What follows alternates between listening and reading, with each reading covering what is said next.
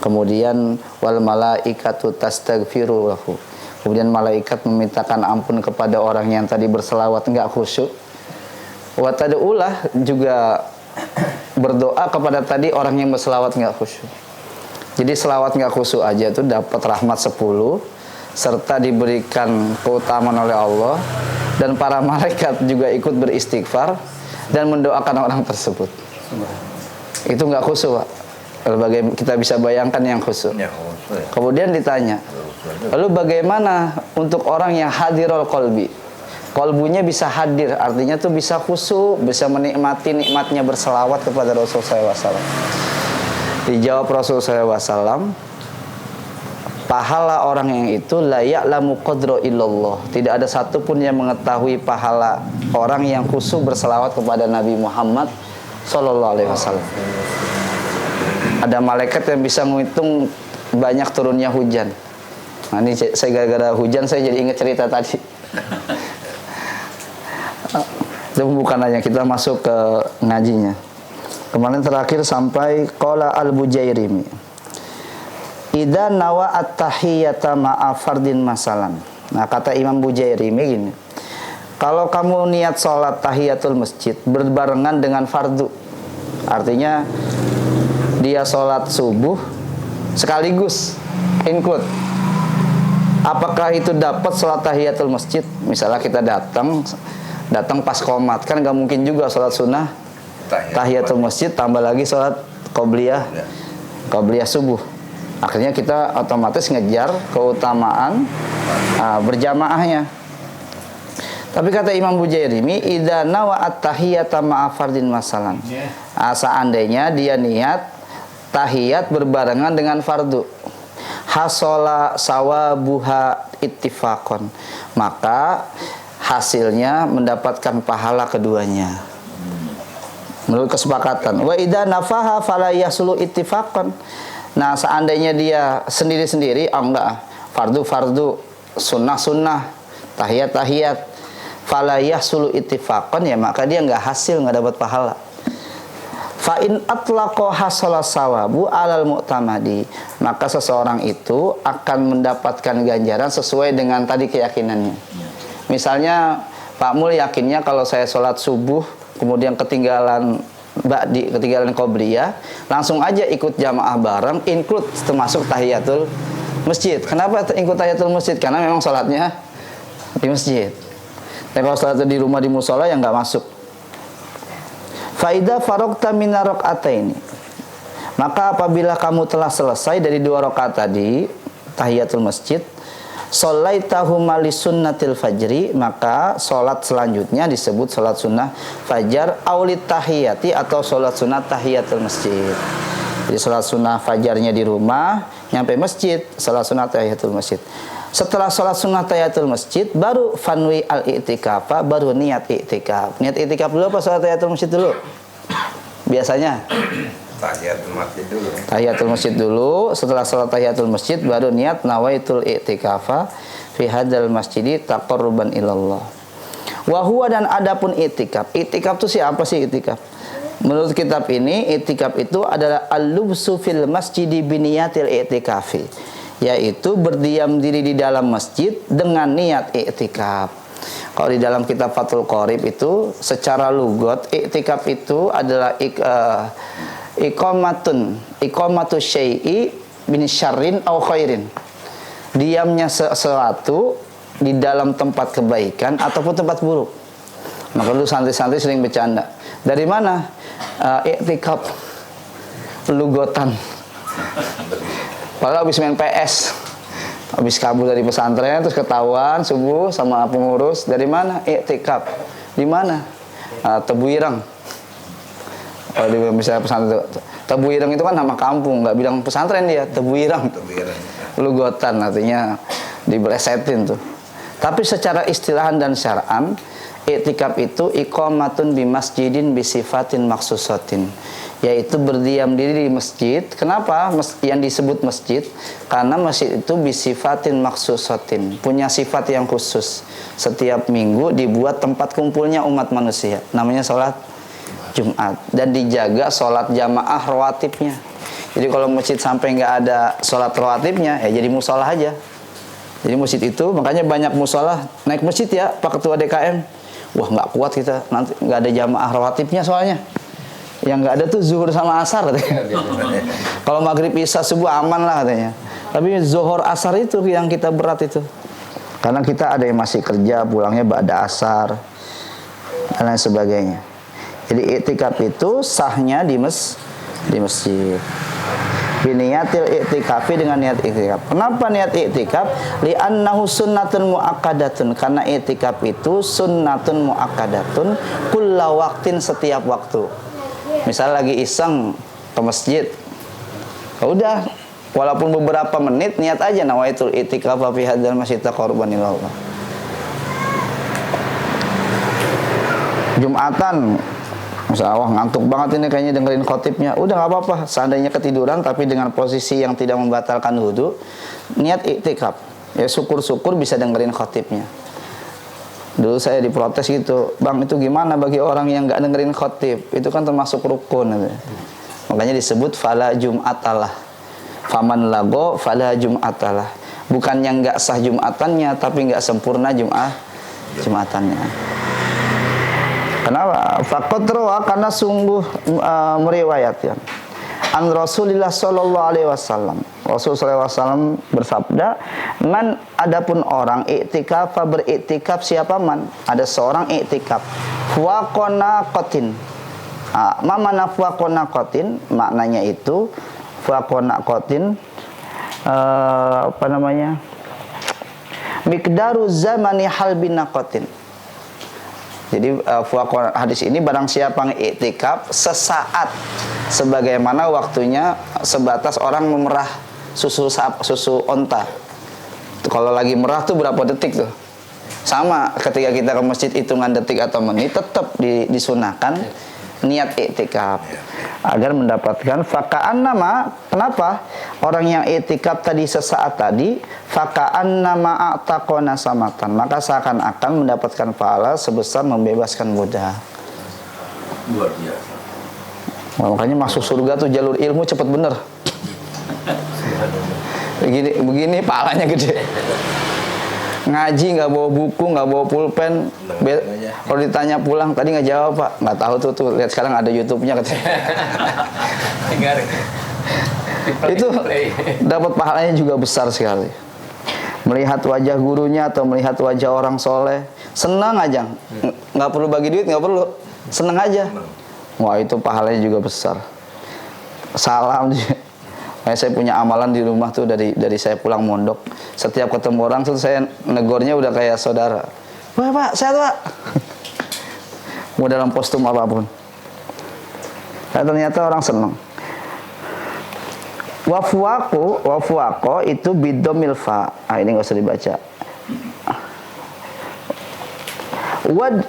Wada'u bima da'a bihi Rasulullah sallallahu alaihi wasallam. Wada'u, dan berdakwahlah, ngajaklah. Jadi dakwah itu ngajak. Jadi dakwah itu ngajak tuh macam-macam. Misalnya kita ada kernet bis, ngajak kita gini, masuk ke bis gue nggak, kalau gue tabok loh. Kira-kira masuk bis nggak? Kabur. Wah kagak jelas. Dakwah itu ya dibungkus macam-macam. Ada yang dakwahnya seperti yang sekarang kita lihat sendiri, dengan gaya dakwah Gus Ikdam, kemudian Gus Kausar, ada lagi kemudian Ustadz Adi Hidayat dengan hafalan nomor-nomornya dan hafalan banyak sekali. Banyak ada model-modelnya. Tapi tak lagi-lagi yang tidak bertentangan dengan syariat.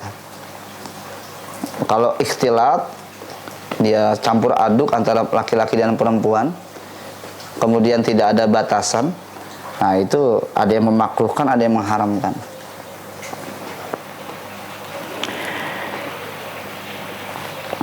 Ba'da raq'atil fajri. Jadi berdakwalah sebagaimana Rasulullah berdakwah, gitu kira-kira pesannya. Berdakwalah sebagaimana Rasulullah berdakwah. Saya di sekolah itu ngajar pelajaran, bukan pelajaran Quran hadis, bukan pelajaran fikih, bukan pelajaran akidah akhlak, pelajaran ilmu sosiologi. Belajar ilmu sosiologi itu ada buku panduan namanya buku Muqaddimah Ibnu Khaldun. Nah, Ibnu Khaldun itu disebut bapak sosiologi dunia. Dia menggambarkan Nabi Muhammad itu adalah manusia, seorang nabi dan rasul yang perilakunya tidak pernah bertentangan dengan masyarakat pada umumnya. Nah, itu Nabi Muhammad. Jadi kita sehebat apapun, kita ketika melanggar aturan sosial, aturan kehidupan sosial, maka jangan salahkan orang yang nggak ngerti agama pun juga ikut membuli kita tuh. Jadi kita harus betul-betul ngejaga kita yang ahli agama, yang ahli ibadah, jangan sampai ibadah kita dijadikan tersangka oleh orang nggak ngerti ibadah. Kenapa? Karena bertentangan dengan sosial. Makanya kata ulama, maslahatul insan muqaddamun ala maslahatil adyan. Kemaslahatan sosial selalu diutamakan dan didahulukan ketimbang kemaslahatan sosial. Kama rawa Ibnu Abbas, sebagaimana meriwayatkan Ibnu Abbas. Jadi Rasulullah SAW itu setelah sholat tahiyatul masjid ba'da raqatail fajr, doa. Jadi setelah sholat fajar, doanya Rasulullah SAW setelah selesai sholat fajar. Amalan ini menurut Syekh Nawawi Lailatul Jum'ati dibaca di Lailatul Jum'ah. Fakul, maka berdoalah. Nah, ini amalan lagi nih, amalan setelah sholat sunnah fajar. Lumayan juga ini. Allahumma ya Allah.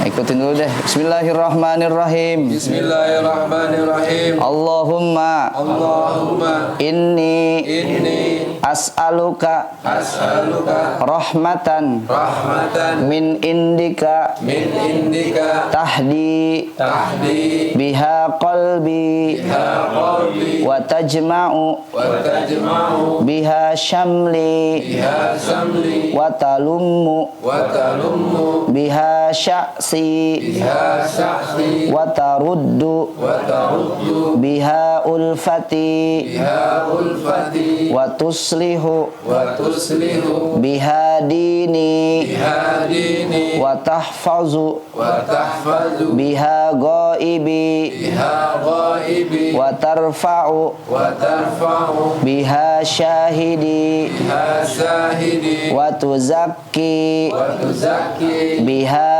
amali wa tubayyidu biha wajhi wa tulhimuni biha rushdi wa taqdili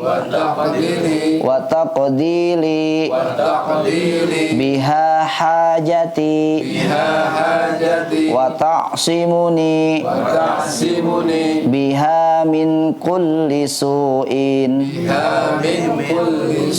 Oh, masih panjang lagi ini doa semua ini. Berapa lembar ini doa?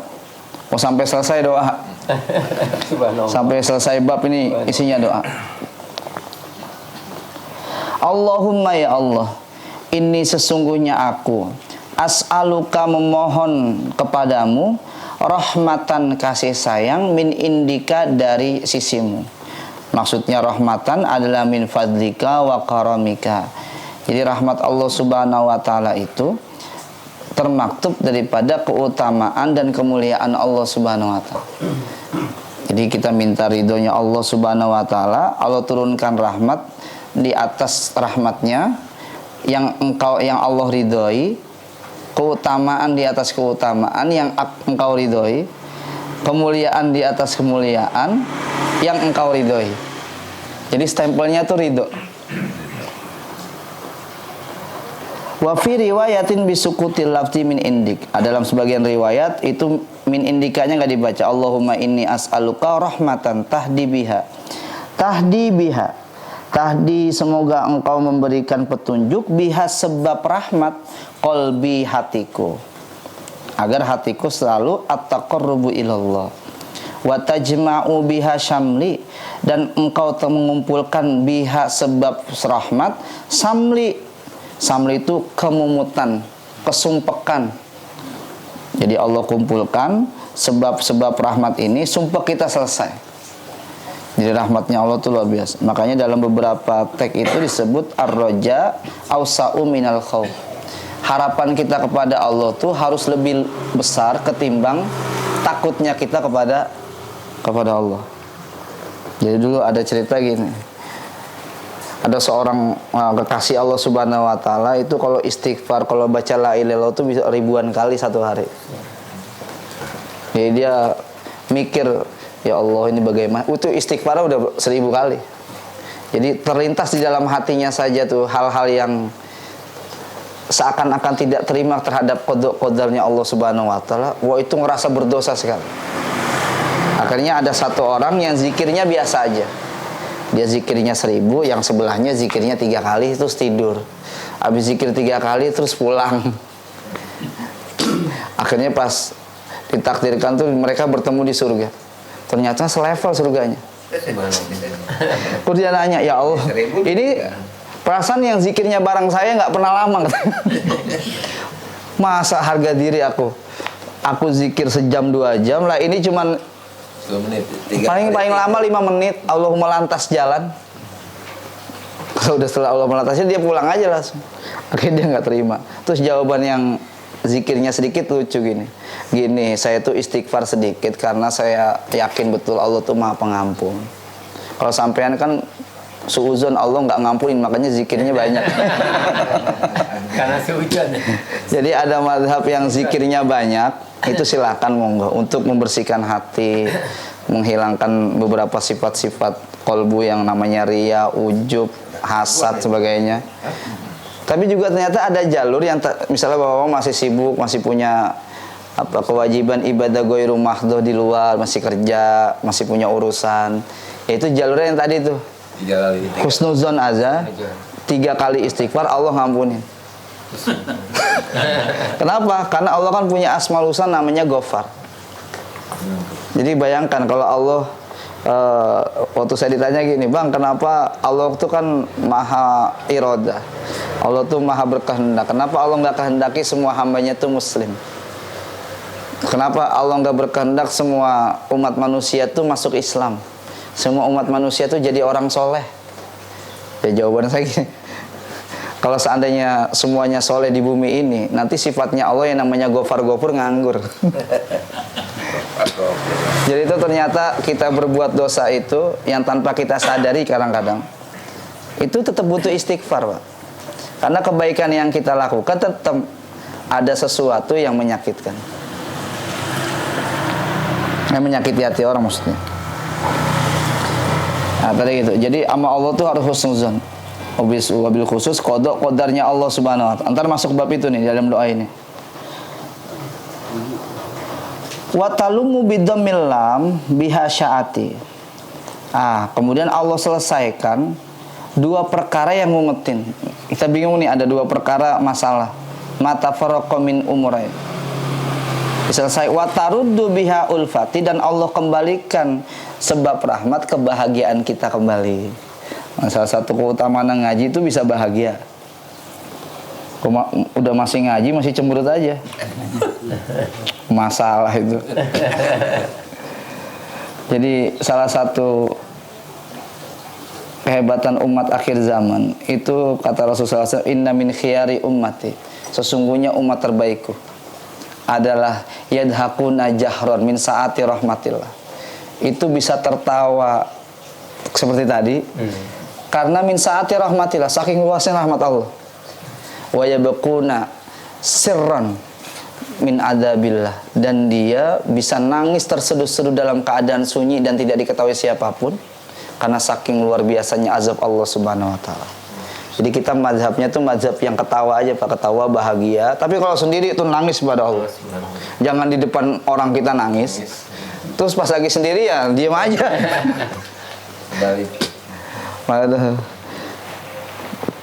Wa tuslihu bihadini, dan Allah memperbaiki agamaku.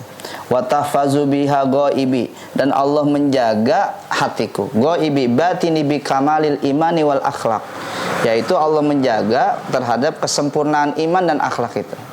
Jadi kalau udah bicara batini ya, itu bicara kesempurnaan iman. Nah, jadi tapi zohiri jangan ditinggal. Wa tarfa'u biha syahidi, dan Allah mengangkat syahidi ay zohiri bil a'mali sholihah. Lalu Allah mengangkat amal-amal soleh saya yang zohiri. Selanjutnya watu zaki dan Allah membersihkan biha amali amalku. Maksudnya watu zaki itu maksudnya amalnya selalu bertambah dan pahalanya bertambah. Maka disebut berkah itu ziyadatul tathuru minar riya, dan membersihkan diri dari namanya riya. Riya itu idharul amal, idharul ibadati awil a'malis sholihah. Jadi dia mempertunjukkan ibadah dan amal solehahnya amaman nasi, di depan manusia. Untuk apa?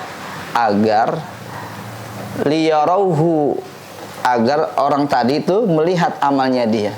Liyarauhu hadal fi'la, agar orang tahu tuh amal dia seperti itu. Itu disebut apa namanya? Riya. Wasum'ati, dan sum'ah. Nah, apa tuh sum'ah? Sama idharul ibadati awil hadisi, mempertunjukkan ibadahnya wabil khusus di bidang bicaranya. Yang terakhir disebut wal ujubi, dan ujub. Nah, ujub ini puncaknya nih Pak. Jadi riya sama sum'ah makalah lah. Ujub itu ijabul insan atau ijabun nafsihi, dia memuji mengagungkan dirinya dan menjatuhkan orang lain, dan nganggap dirinya tuh gini, di Masjid Taklim Baitur Rahman tuh paling hebat tuh saya, nggak ada bapaknya yang lain itu sama saya. Nah itu udah ujub itu. Keren. Pokoknya nganggap dirinya tuh paling keren, itu namanya sebut ujub. Nganggap dirinya besar dan nganggap orang lain selalu kecil. Nah 3 penyakit ini, riya, sum'ah, ujub, itu di dalam beberapa teks dibilang akhfa min dabi bin namlatis saudai ala sokratis sammai fi lailati zulmai, lebih halus dari bekas tepakan kaki semut hitam pada batu yang hitam di waktu kegelapan malam.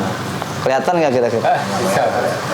Makanya Fudail bin Iyad itu bilang gini, tarkul amali min ajlin nasiriya, tarkul amali li ajlin nasi riya, meninggalkan suatu amal karena takut pujian manusia disebut namanya riya.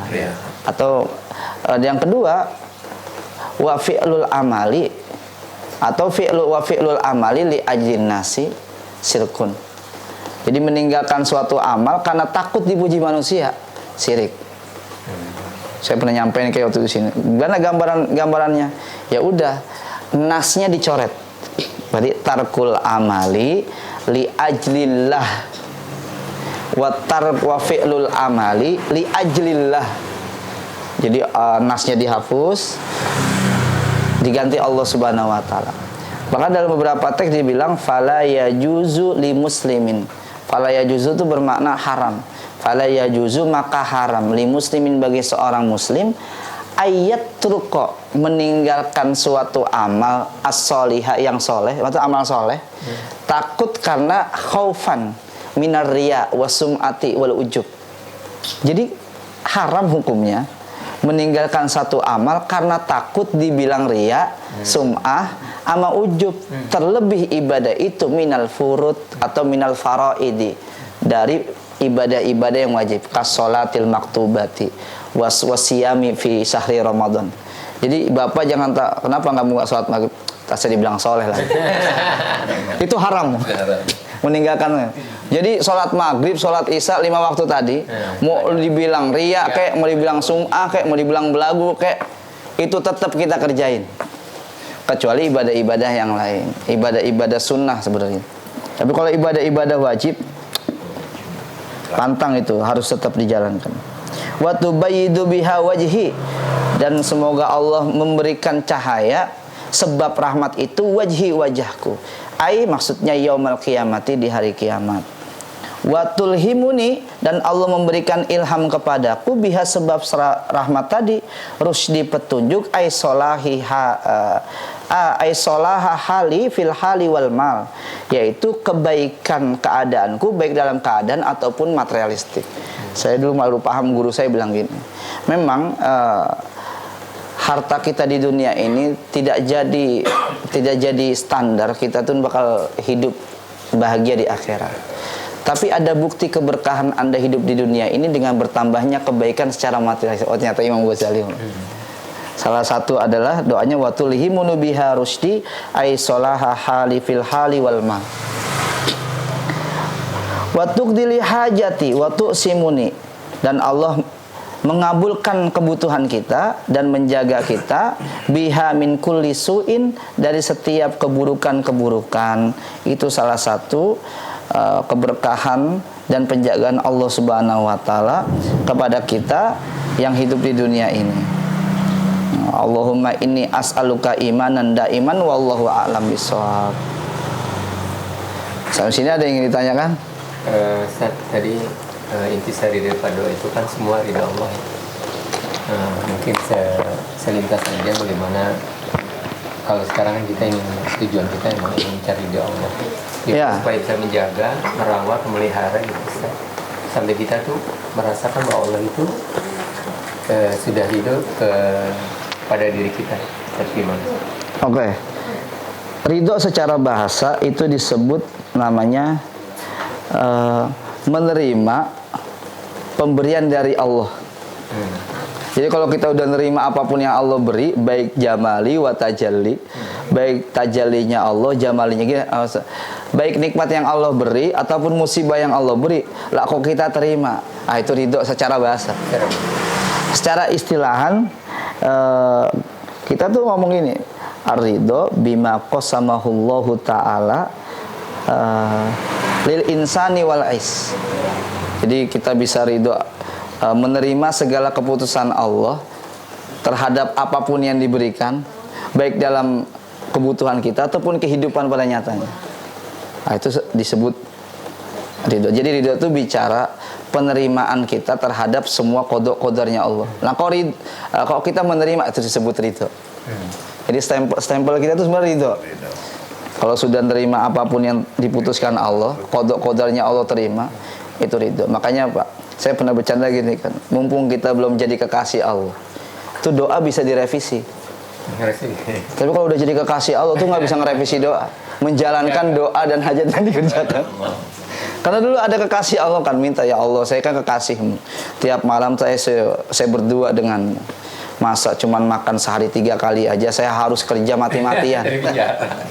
Ya akhirnya kan dikabul Allah, tiba-tiba bosnya mitnah dia, akhirnya Mas ngandang mondok tahfidz Quran di Polsek Beji misalnya.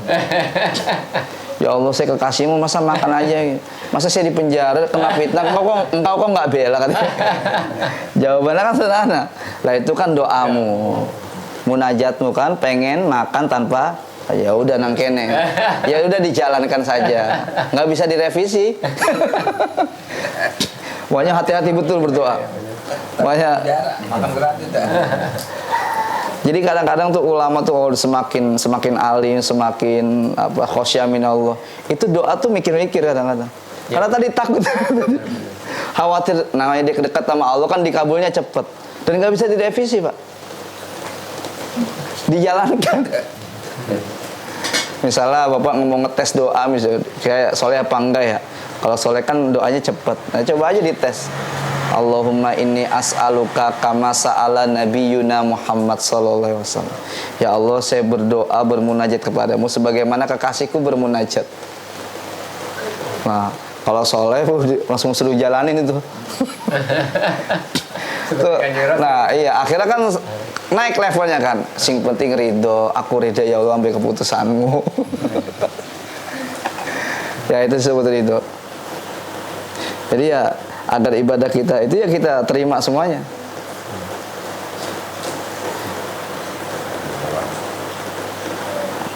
Ada lagi? Ada lagi mungkin Bapak?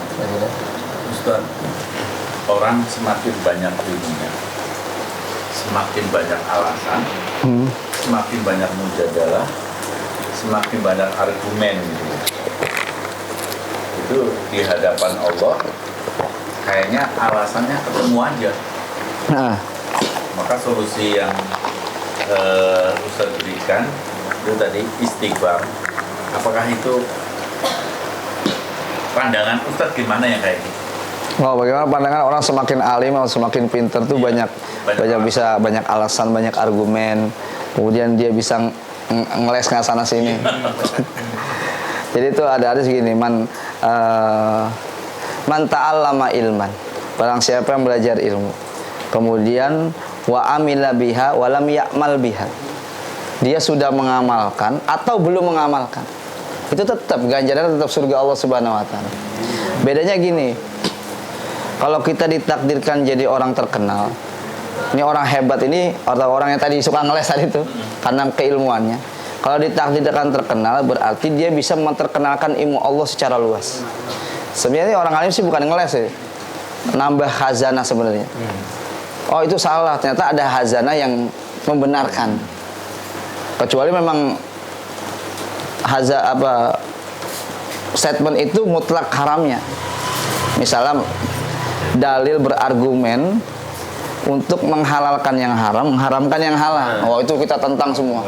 Sepintar apapun itu kita harus tentang. Tapi selama alasan tadi tidak bertentangan, tidak menghalalkan yang haram, mengharamkan yang halal, ya maka sah-sah aja. Contoh misalnya, kenapa sih kita harus bermadhab? Madhab kita sepakat Asia Tenggara itu madhabnya Syafi'i. Tapi madhab yang tempat-tempat yang lain ada yang madhabnya Hanafi, Hambali, Maliki. Perbedaannya sebenarnya sederhana. Perbedaan mereka itu bukan pada mutlak tadi, menghalalkan yang haram, mengharamkan yang halal. Perbedaan mereka tuh hanya tentang furu'iyah saja. Furu'iyah itu terkait tentang sunnah, kesempurnaan sholat. Contoh sederhananya, mereka nggak ada yang berbeda pendapat tentang rukun sholat, salah satunya niat. Nggak ada yang bertentangan tuh. Niat itu masuk rukun. Mazhab Syafi'i, Hanafi, Maliki, Hambali, semuanya itu sepakat niat itu rukun sholat. Tapi ternyata Imam Syafi'i beri tambahan, namanya talafut niat. Akhirnya suruh baca kan, usolli fardhu maghribi salasa rakaatin. Kalau ditanya usolli fardhu maghribi salasa rakaatin, itu niat apa bukan? Bukan, itu bukan niat. Itu talafut niat. Kenapa Imam Syafi'i harus talafut niat? Untuk menyempurnakan niat di dalam hati. Kenapa? Karena definisinya tuh kesempurnaan di kolbu itu ketika sudah dilafatkan. Kita nggak akan jadi muslim, nggak akan jadi orang murtad atau orang kafir, nggak akan jadi muslim ketika tidak ikrar bil lisan. Benar. Ketika tidak ikrar bil lisan. Memang ikrar bil lisan wa tasdiqu bi qalbi,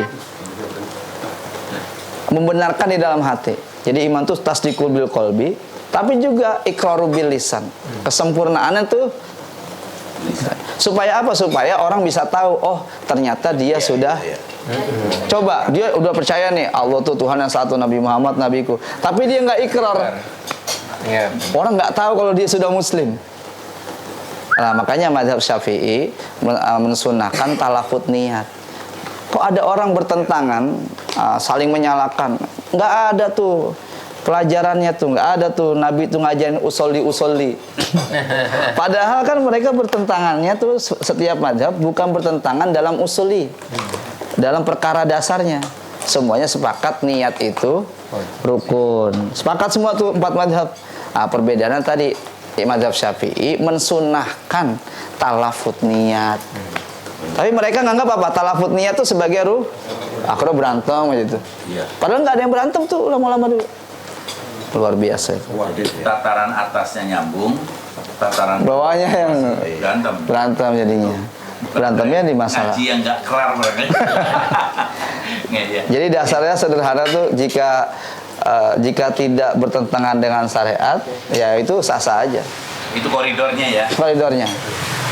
Ya, tadi di akhir. Sekarang ini kan gini. Sebut sajalah pimpinan kita, pejabat kita. Ini kan kalau tadi disampaikan itu kan hanya sekedar ucapan, justru yang membuat sesuatu sah ini karena ucapan, karena adanya bahasa nikahnya ijab qabul. Ijab qabul kan cuma saya terima nikahnya, kawinnya ini binti ini dengan mas kawin 50 gram emas dibayar kontrak, itu kan cuma terucap doang. Nah sekarang ini kan Assalamualaikum warahmatullahi wabarakatuh. Swastiastu. saya aduh ya, rupanya orang pintar juga ngomong kayak gitu. Saya tetap berpegang teguh pada wasiat guru. Saya selama ngisi di teman-teman yang non muslim juga, ya paling bahasnya bahasa nasional. Assalamualaikum, selamat pagi, selamat siang. Artinya saya belum ketemu alasannya. Belum ketemu alasannya karena tadi sekedar mengucapkan juga menjadi sah. Ya kita masuk Islam atau mengislamkan seorang, syahadat kan cuma jabat tangan, asyhadu an la ilaha illallah wa asyhadu anna, berubah kan ya Ustaz ya? Ya, berubah. Dari nonis menjadi, itu saja, terima kasih. Ya, ya Ustaz, sudah cukup kali. Sudah? Ya. Ya, alhamdulillah Bapak-bapak, saudara-saudara semua, kita telah sama-sama dengarkan taklim